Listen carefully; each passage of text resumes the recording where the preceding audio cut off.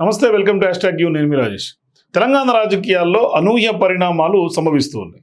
ఈ వాస్తవానికి కూడా అధికార కాంగ్రెస్ ప్రభుత్వానికి సారథ్యాన్ని వహిస్తున్నటువంటి కాంగ్రెస్ పార్టీకి పెద్ద ఎత్తున ఇవాళ ముఖ్యమంత్రి రేవంత్ రెడ్డి కూడా కొంత ఇబ్బందికరమైనటువంటి పరిస్థితులు సృష్టించడానికి దారితీసే అవకాశాలు కూడా లేకపోలేదు. ఎందుకంటే కొంత వ్యతిరేకత కూడా ప్రజల్లో పెరిగేందుకు కూడా ఈ పరిణామాలు కొంత కారణమయ్యే అవకాశాలు ఉన్నాయి.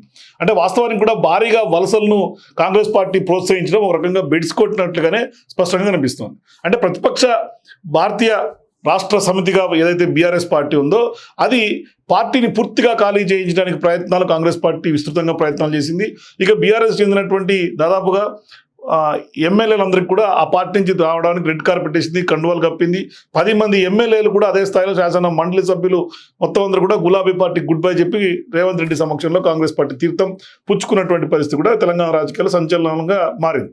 కానీ వాస్తవానికి కూడా మారినటువంటి వాళ్ళ ఒకసారి సంఖ్యాకరం చూసుకుంటే 10 మంది ఎవరని చూస్తే స్టేషన్ గన్పూర్ ఎమ్మెల్యే ఉన్నటువంటి కడియం శ్రీహరి, అట్లాగే ఖైరతాబాద్ దానం నాగేందర్, భద్రాచలం తెల్లం వెంకట్రావు, బాన్సువాడ పోచారం శ్రీనివాసరెడ్డి, అట్లాగే జగిత్యాల నుంచి డాక్టర్ ఎం సంజయ్ కుమార్, అట్లాగే చేవేళ్ల కాళయాదయ్య, గద్వాల బండ్ల కృష్ణమోహన్ రెడ్డి, అట్లాగే రాజేంద్ర నగర్ చెందినటువంటి ప్రకాష్ గౌడ్, శేర్లింగంపల్లి ఎమ్మెల్యేగా ఉన్నటువంటి అరకపూడి గాంధీ, పటాన్చెరువు ఎమ్మెల్యే గూడెం మహిపాల్ రెడ్డి, ఇట్లా కాంగ్రెస్లోకి వలస వీళ్ళందరూ కూడా రేవంత్ రెడ్డి సమక్షంలో కండువాలు కప్పుకొని పెద్ద ఎత్తున వచ్చినటువంటి పరిస్థితి. తద్వారా ఖచ్చితంగా రేవంత్ రెడ్డి చెప్పినట్టుగానే గేటు లేపాను.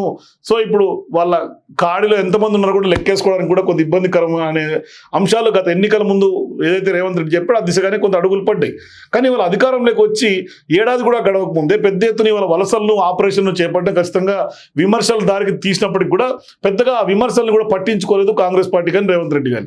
అంటే పార్టీ ఫిరాయించినటువంటి సభ్యులపై అనర్హత వేటు వేయాలంటూ కూడా శాసన మండలి చైర్మన్ అట్లాగే అసెంబ్లీ స్పీకర్ కూడా పెద్ద ఎత్తున వినతి పత్రాలను అందజేశారు. ఓవైపు బీజేపీ కూడా హైకోర్టులో కేసులు వేసింది. ఇట్లా ఈ ఎపిసోడ్స్ కొనసాగుతున్నటువంటి సందర్భంగా ఇప్పుడు వలసలు రివర్స్ మొదలవుతున్నటువంటి పరిస్థితి కనిపిస్తుంది. వాస్తవానికి కూడా కాంగ్రెస్ పార్టీ పెద్ద షాక్ అని చెప్పుకోవాలి. సో కాంగ్రెస్లో చేరినటువంటి బీఆర్ఎస్ పార్టీ ఎమ్మెల్యేలు కొందరు యూటర్న్ తీసుకోవడం కొంత ఖాయంగానే కనిపిస్తుంది. మరీ ముఖ్యంగా అధికార పార్టీలో ఉన్నటువంటి వాతావరణానికి ఇవ్వడలేకపోతున్నామని కూడా కొంతమంది చెప్తున్నటువంటి పరిస్థితి. ఎక్కువ కాలం పాటు అందులో కొనసాగలేని కారణంగానే వాళ్ళ పీచే మూడ్ అవుతున్నట్టుగా చాలా మంది చెప్తున్నారు.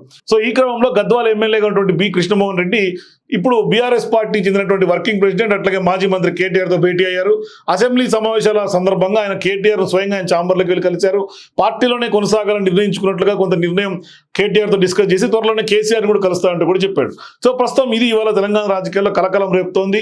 ఇక ఇదే బాటలో మరో 3 ఎమ్మెల్యేలు కూడా ఉండే అవకాశాలు ఉన్నాయనే చర్చ బీఆర్ఎస్ పార్టీ లీకులు కూడా వస్తున్నాయి. వాళ్ళలో తెల్లం వెంకట్రావు కానీ, కాళ యాదయ్య కానీ, డాక్టర్ సంజయ్ కుమార్ అంటూ కూడా చెప్తున్నారు. వాళ్ళందరూ కూడా సొంత గూటికి వస్తారనే ప్రచారం పెద్ద ఎత్తున తెలంగాణ రాజకీయాలు జరుగుతోంది.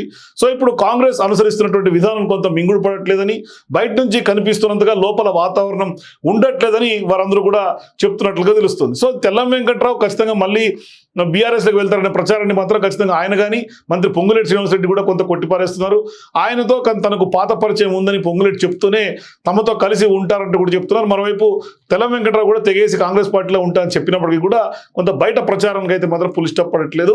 సో ఇప్పుడు తమ పార్టీ కండువా కప్పుకొని వచ్చినట్టు అందరూ కూడా ఇవాళ సీన్ రివర్స్ అయ్యి మొత్తం కాంగ్రెస్ పార్టీకి షాక్ ఇస్తూ ఇవాళ మరొకసారి తిరోగమనం దిశగా బీఆర్ఎస్ పార్టీలోకి వెళ్తున్నటువంటి పరిస్థితి. ఇక్కడ 2 సందర్భాలు, ఒకటి క్యాడర్ కొంత నిరాకరించడం, మరొకటి స్పష్టంగా బీఆర్ఎస్ పార్టీ కూడా అనర్హత వేటు వ్యవహారాన్ని కొంత స్పీడప్ చేయడం, కొంత వ్యూహాత్మకంగా బీఆర్ఎస్ వ్యవహరించడంతో కొంత కాంగ్రెస్ పార్టీ ఆపరేషన్ ఆకర్స్కి కొంత బ్రేకులు పడినట్టు తెలుస్తుంది. మీరు కూడా ఈ పరిణామాలు ఎక్కడికి దారితీస్తే కాంగ్రెస్ పార్టీకి షాక్ తప్పదా అంటే మీ అభిప్రాయాన్ని కామెంట్ రూపంలో తెలియజేయండి.